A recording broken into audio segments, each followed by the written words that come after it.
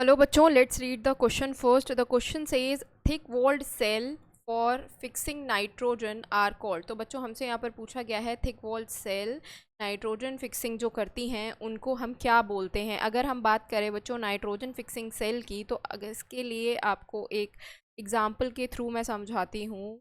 ये आपका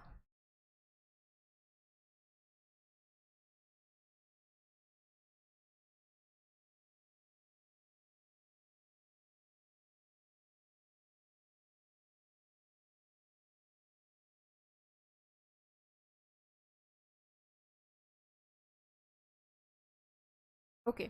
तो ये जो है ये एक डायग्राम है किसका, नॉस्टॉक का. ये एक नॉस्टॉक का डायग्राम है.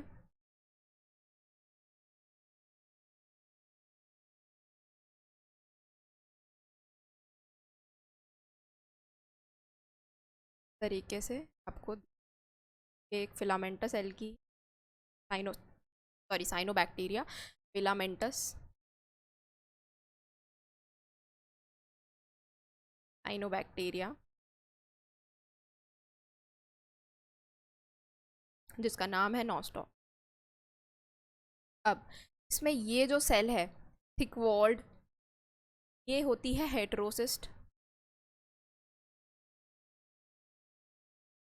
ये क्या करती है बच्चों, एटमॉस्फेरिक नाइट्रोजन को फिक्स करने में हेल्प करती है.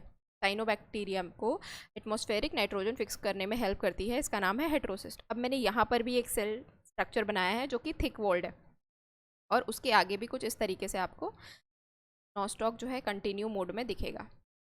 अब ये क्या है, ये है एक रेस्टिंग सेल. इसे हम क्या बोलेंगे, इसे हम बोलेंगे एकाइनीट. ये वेजिटेटिव रिप्रोडक्शन में हेल्प करती है, नॉन मोटाइल होती है, रेस्टिंग सेल होती है और थिक वॉल्ड भी होती है.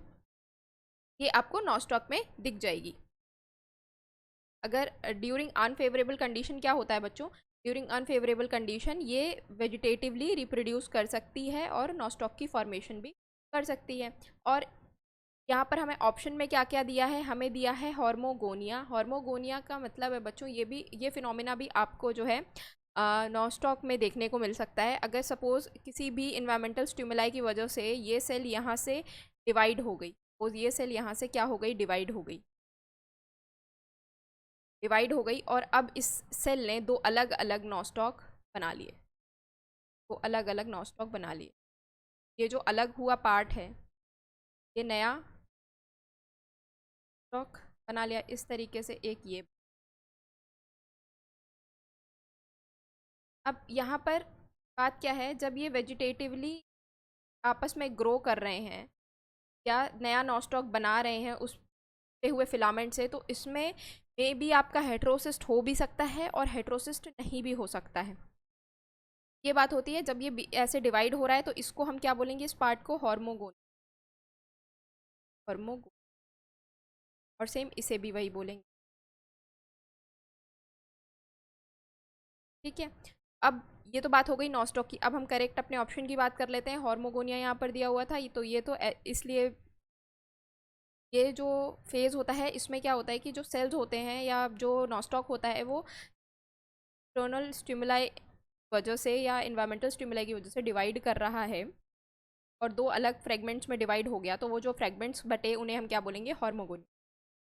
तो ये हमारा आंसर नहीं है. हमें तो नाइट्रोजन फिक्सिंग के बारे में जानना है. एकाइनीट्स क्या है, एकाइनीट्स इज अ रेस्टिंग सेल है, वेजिटेटिव रिप्रोडक्शन करने में हेल्प करता है जब सेल जो नॉस्टॉक होता है वो अनफेवरेबल कंडीशन में होता है. हेटेरोसिस्ट की बात करें बच्चों, तो हेटेरोसिस्ट करेक्ट आंसर है. करेक्ट आंसर इस हेटेरोसिस्ट ही वो सेल है जो हेल्प करता है एटमॉस्फेरिक नाइट्रोजन को फिक्स करने में, और ये थिक वॉल्ड भी है, तो ये करेक्ट आंसर है. सिस्ट इसका आंसर नहीं होगा बच्चों. तो करेक्ट आंसर हो गया हमारा ऑप्शन नंबर सी. होप आप लोगों को ये सोल्यूशन समझ में आया बच्चों. Thank you, all the best.